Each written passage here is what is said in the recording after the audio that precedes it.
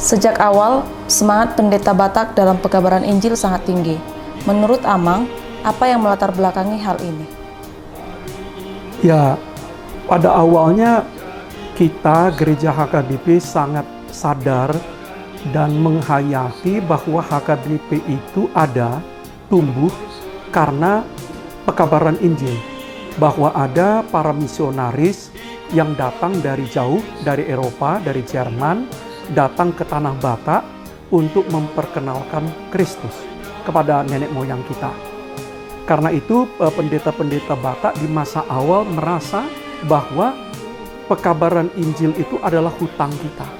Kewajiban kita, Injil sudah sampai ke tanah Batak, dan karena itu orang-orang Kristen Batak juga harus bergerak mengabarkan Injil.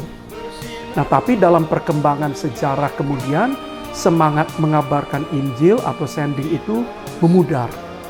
Kita seakan-akan seolah-olah menganggap Injil itu ya sudah sampai ke orang Batak Kristen saja, ke HKBP saja. Tidak ada kewajiban kita meneruskan lagi Injil itu ke seluruh dunia. Sejak awal, semangat pendeta Batak dalam pekabaran Injil disambut baik oleh masyarakat Batak, meskipun jumlah mereka terbilang kecil.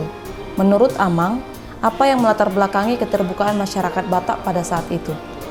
Tentu banyak alasannya, tapi kalau saya sendiri melihat rupanya nenek moyang orang Batak, para leluhur orang Batak sangat rindu kepada kemajuan, kepada pembaharuan, kepada kebebasan, kepada kehidupan yang baru. Dan mereka rupanya merasa bahwa apa yang mereka rindukan itu betul-betul terpenuhi dalam Injil yang dibawakan oleh para misionaris itu.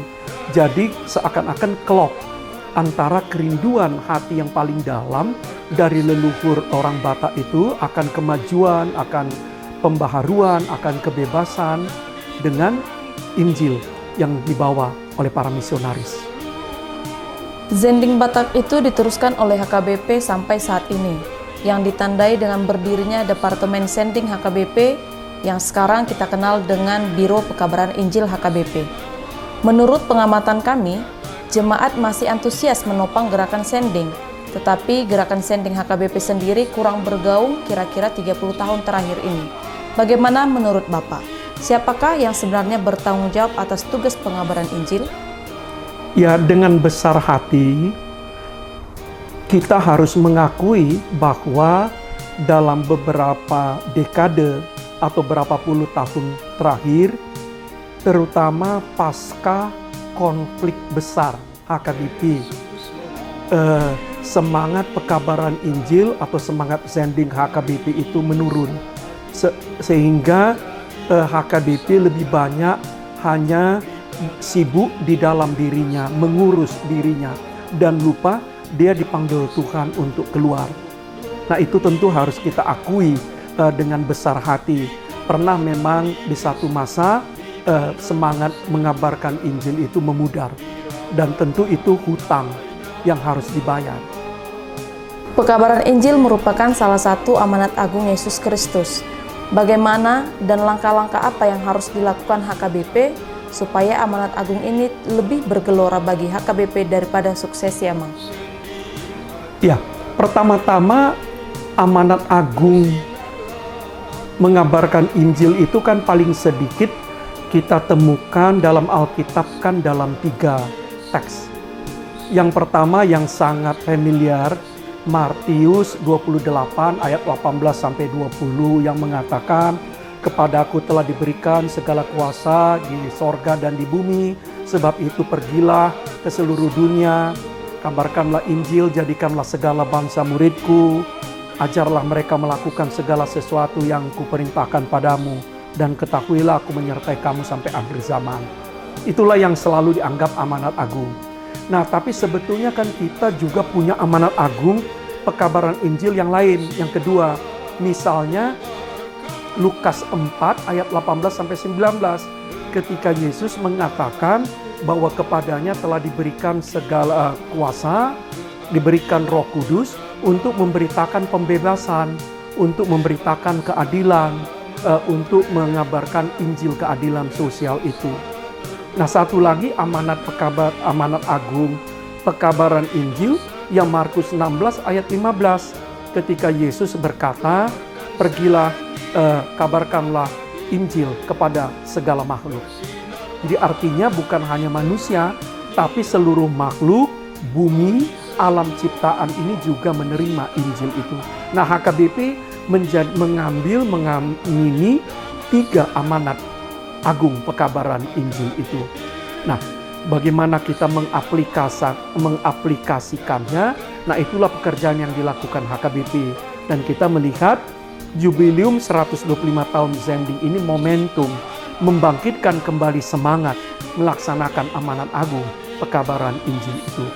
Nah, tantangan ketika HKBP berjubileum 125 tahun, kita berada di tahun politik, pemilihan umum serentak. Dan kita juga pada saat yang sama berada di tahun pemilihan gereja, sinode godang pemilihan. Nah, seperti yang kita sama-sama lihat dan rasakan, narasi yang berkembang sekarang di tengah-tengah masyarakat, juga warga gereja kita, hampir sepenuhnya narasi politik sekitar pemilihan. Baik pemilihan di tingkat nasional, pemilihan presiden dan legislatif, tapi juga pemilihan gereja. Dan ini tantangan yang paling berat bagi kita. Bagaimana kita bisa merayakan jubileum, mengobarkan kembali semangat Zending, semangat mengabarkan Injil di tahun politik semacam ini. Bagaimana pekabaran Injil di negara majemuk seperti Indonesia yang berdasarkan Undang-Undang Dasar dan Pancasila? Ya, amanat agung pekabaran Injil ini adalah perintah Tuhan bagi kita. Jadi dalam konfesi HKBP juga dikatakan kita harus mengabarkan Injil. Semua warga gereja harus bersaksi.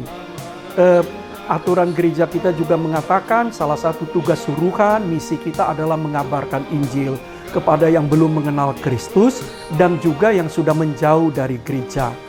Nah, tentu kita harus lakukan itu dalam konteks. Nah, konteksnya pertama-tama tentu kita berada di masyarakat dan bangsa yang majemuk. Negara Kesatuan Republik Indonesia yang berdasar Undang-Undang Dasar 45 dan Pancasila. Tentu kita mengabarkan Injil tidak bisa dilepaskan dalam semangat persaudaraan, dalam kerendahan hati, dengan sikap yang low profile, dengan menghindari atau tidak menimbulkan konflik dengan saudara-saudara kita. Nah, yang paling baik bagaimana kita mengabarkan Injil dalam negara majemuk seperti ini adalah bagaimana gereja secara institusional dan juga secara personal dan keluarga kita betul-betul menjadi garam dan terang. Kita menjadi saksi, menjadi pelayan yang rendah hati, menjadi murid Tuhan, sehingga seluruh kehidupan kita, baik kehidupan kita ber-HKBP, bergereja, maupun kehidupan kita secara pribadi dan berkeluarga, merupakan kesaksian akan kasih Tuhan, akan rahmat Tuhan, akan kebaikan Tuhan, sehingga orang memuliakan Allah karena hidup, pekerjaan, dan seluruh aspek totalitas hidup kita. HKBP akan merayakan jubileum 125 tahun Zending. Kira-kira apa yang menjadi sasaran perayaan jubileum ini, Amang? Apa dampak yang diharapkan dari perayaan ini bagi HKBP, juga tentunya bagi daerah-daerah Zending? Yang pertama, sasaran kita mau pakai jubileum ini sebagai momentum mengobarkan semangat bersaksi, semangat berzending atau mengabarkan Injil di segenap HKBP, institusional dan personal.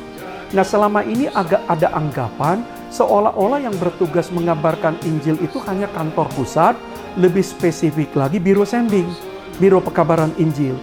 Padahal konfesi atau pengakuan iman HKBP mengatakan semua warga jemaat harus ikut mengabarkan Injil, harus ikut bersaksi. Perempuan dan laki-laki, tua dan muda, pelayan tahbisan maupun warga. Nah, satu lagi kita mau semua gereja HKBP, kita punya 3.700 gereja HKBP, tersebar di seantero Nusantara dan dunia, itu menjadi simpul-simpul kesaksian, simpul-simpul pekabaran Injil. Sehingga ketika orang melihat gereja-gereja HKBP, jemaat-jemaat lokal HKBP, orang akan melihat inilah kesaksian akan Kristus yang mati, tersalib dan bangkit itu. Inilah kesaksian tentang Allah yang maha murah, yang baik itu. Inilah kesaksian tentang Allah yang memberitakan damai, keadilan, dan kebenaran itu. Itu yang pertama. Nah, yang kedua, target kita atau sasaran kita mengembangkan karakter warga HKBP. Jadi karakter, bahasa Bataknya parange. Jadi supaya karakter dan parange warga HKBP itu betul-betul sebagai murid Tuhan, betul-betul sebagai pelayan Tuhan, dan betul-betul sebagai saksi Tuhan. Jadi kita tidak mungkin menjadi saksi Kristus kalau kita bukan murid Kristus. Dan kita nggak mungkin juga menjadi saksi Kristus kalau kita tidak mau menjadi pelayannya. Nah, karena itu kita harus kembangkan karakter warga kita, warga HKBP itu, dia betul-betul saksi Kristus, pelayan dan murid. Nah, untuk itu ya dia harus hidup di dalam Kristus, menghayati Alkitab, menghayati doa, dan menghayati kasih sebagaimana diteladankan oleh Yesus. Nah, yang ketiga, kita ingin menjadikan kehidupan HKBP itu sesuai dengan tema Jubileum 125 tahun ini, menjadikan kehidupan HKBP itu surat Kristus yang terbuka bagi dunia.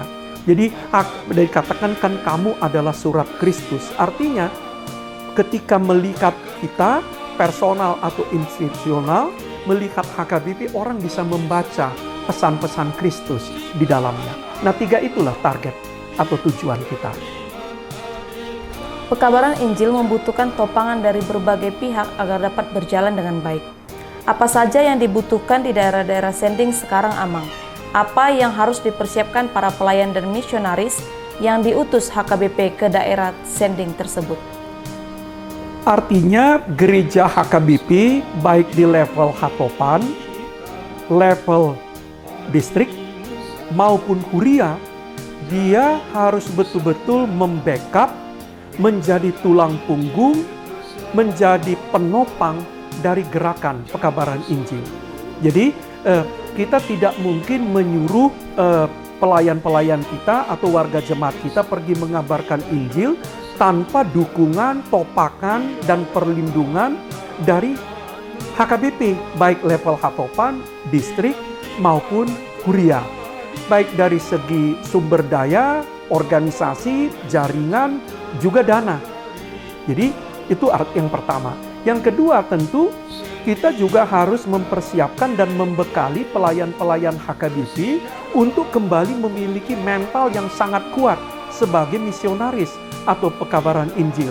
Karena bagaimanapun hanya orang yang betul-betul punya komitmen, orang yang betul-betul punya hubungan yang sangat kukuh dan intim dengan Kristus, dan orang yang betul-betul mau mendedikasikan dirinya untuk kebaikan sesama, yang bisa bertahan menjadi pelayan atau misionaris, apalagi di daerah-daerah periferi, di daerah-daerah pedalaman yang jauh dari kemajuan dan keramaian. Salah satu program HKBP di tahun 2024 ini adalah mengirimkan 12 misionaris dari pelayan HKBP ke luar negeri. Ini suatu tanggung jawab yang besar bagi HKBP, baik segi finansial dan demikian juga kemampuan misionaris-misionaris yang akan diutus. Program ini tentu sangat baik. Namun, bolehkah Amang menjelaskan sudah sampai di mana persiapan HKBP akan program ini? Ya, sebagaimana dikatakan oleh Eporus Opui, bahwa pekabaran Injil ini kan hutang. Jadi sebagaimana dikatakan oleh Rasul Paulus, kalau aku mengabarkan Injil itu hutangku. Jadi hutang ini. Jadi pekabaran Injil ini dalam rangka membayar hutang. HKBP sudah mendapatkan luar biasa berkat karena Injil yang masuk ke Tanah Batak. Nah, tugas kita membayar hutang itu. Nah, Opui Eporus menekankan HKBP harus kembali mengirimkan pelayan, misionaris ke luar negeri. Dan kita targetkan ada 12 orang ke Afrika. Dan Eporus melalui jaringan ini, FEM, UEM juga sudah membuka kontak kepada gereja-gereja di Afrika bahwa kita akan mengirimkan 12 orang misionaris. Biro Sending sudah mempersiapkan dan panitia Jubileum juga sudah membackup, melakukan berbagai persiapan. Kita doakanlah bahwa tanggal 30 Juni nanti pada puncak perayaan Sending di Pematang Siantar, kita akan mengutus 12 orang misionaris ini ke luar negeri, bagian dari membayar hutang HKBP itu. HKBP kerap sekali melakukan perayaan-perayaan, tetapi setelah selesai perayaan tersebut yang tinggal hanya rasa lelahnya saja, hingga tujuan awal menjadi hilang. Bagaimana upaya yang dilakukan HKBP agar perayaan Jubileum 125 tahun Sending ini menjadi suatu gerakan di tingkat jemaat, resort, distrik, bahkan hingga pusat? Dalam rapat panitia, saya menekankan bahwa nanti tanggal 30 Juni, sebagaimana telah diterakan dalam Almanak HKBP, juga sudah diputuskan dalam rapat MPS dan rapat Preses, kita akan mengadakan pesta Sending. Bukan hanya dipusatkan di Pematang Siantar, tapi di seluruh HKBP. Jadi kita berharap di 3.700 gereja HKBP secara serentak akan diadakan pesta Sending dalam rangka membaharui kembali komitmen, janji padan kita untuk mengabarkan Injil atau bersaksi.